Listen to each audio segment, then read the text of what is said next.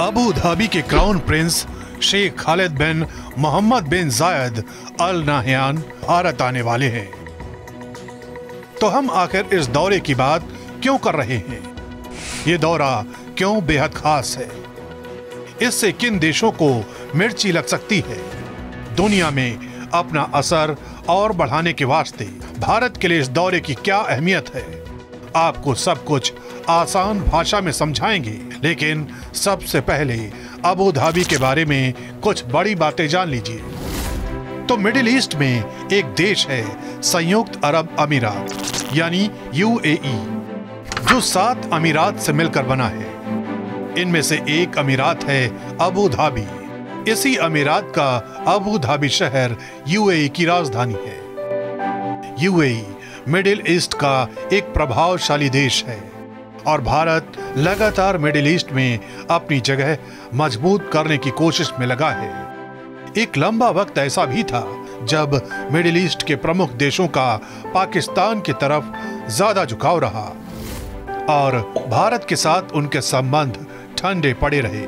हालांकि मोदी सरकार के दौरान चीजें बदली हैं। जैसे बात यूएई की ही करें तो साल 2015 में नरेंद्र मोदी ने वहां का ऐतिहासिक दौरा किया। ऐतिहासिक इसलिए क्योंकि 1981 के बाद यूएई जाने वाले भारत के पहले प्रधानमंत्री बने।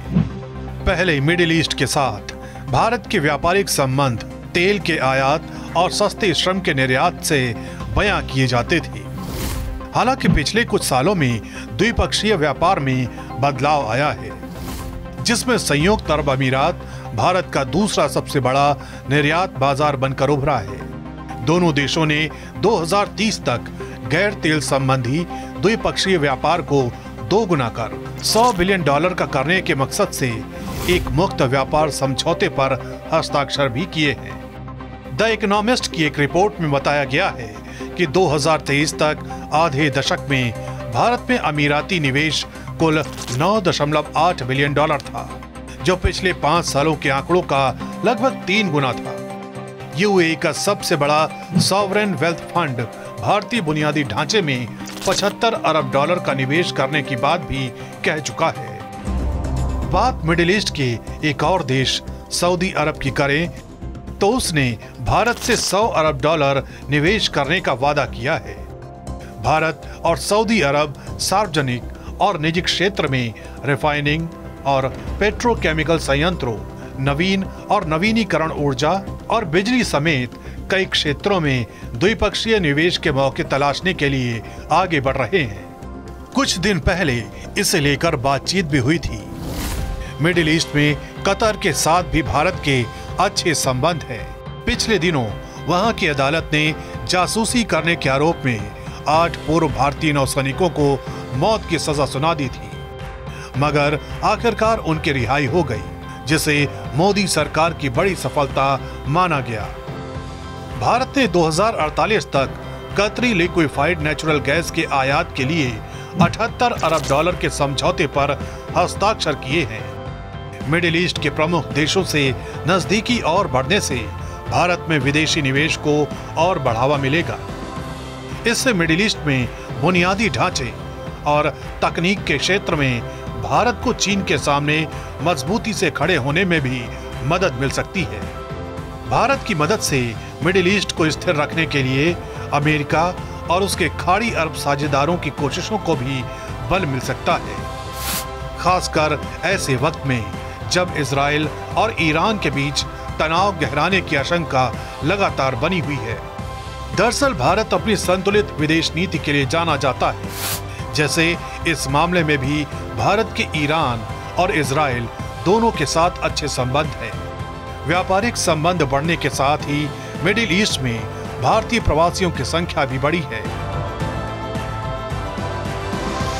द इकोनॉमिस्ट के मुताबिक खाड़ी सहयोग परिषद के देशों Bahrain, Kuwait, Oman, Qatar, Saudi अरब और संयुक्त अरब अमीरात में लगभग 90 लाख भारतीय समुदाय के लोग हैं, जबकि 2013 में यह आंकड़ा करीब 70 लाख था। यूएई में उसकी आबादी का 30% हिस्सा भारतीय समुदाय का है। श्रमिकों के अलावा हाल के सालों में बहुत से अमीर और मध्यम वर्ग के भारतीय भी यूएई, खासकर वहां के एक अमीरात दुबई में देखे जा रहे हैं। बहुत से लोगों ने यूएई के गोल्डन वीजा का फायदा उठाया है, जिसने 2019 से योग्य पेशेवरों, उद्यमियों और निवेशकों को 10 साल तक रहने की सुविधा दी है। ये समावेशिता पर जोर देने की यूएई की कोशिशों को भी दिखाता है। इसी क्रम में वहां भव्य हिंदू मंदिर बना है, जिसका पीएम मोदी ने उद्घाटन किया। यूएई ने इसके लिए 27 एकड़ जमीन आवंटित की थी। भारत सरकार के मिडिल ईस्ट की तरफ कदम बढ़ाने के बाद एक अच्छा संकेत ये भी दिखा है कि बड़ी भारतीय कंपनियों को वहां बुनियादी ढांचे के कॉन्ट्रैक्ट पाने में सफलता मिली है। एक ऐसे वक्त में जब अमेरिका खाड़ी अरब देशों पर चीन का विकल्प तलाशने के लिए दबाव डाल रहा है, भारत और मिडिल ईस्ट के संबंधों में आगे के लिए प्रस्तावित भारत मध्य पूर्व यूरोप आर्थिक गलियारा यानी IMEC भी बड़ी कड़ी साबित हो सकता है। IMEC में 2 प्रमुख हिस्से होंगे। इसका पूर्वी गलियारा भारत को खाड़ी से जोड़ेगा और उत्तरी गलियारा खाड़ी को यूरोप से जोड़ेगा। IMEC कॉरिडोर का मकसद एशिया, यूरोप और मध्य पूर्व का एकीकरण है। अब शायद आपको अबू धाबी के क्राउन प्रिंस के भारत दौरे की अहमियत समझ में आ गई होगी। हाल ही में अबू धाबी में इंडियन इंस्टीट्यूट ऑफ टेक्नोलॉजी के कैंपस का उद्घाटन हुआ है, जो खुद वहां के क्राउन प्रिंस ने किया है। फिलहाल उम्मीद यही है कि शेख खालिद बिन मोहम्मद बिन जायद अल नाहयान के भारत दौरे से न सिर्फ भारत और यूएई के संबंधों को और मजबूती मिलेगी, बल्कि भारत की धाक मिडिल ईस्ट में और बढ़ेगी।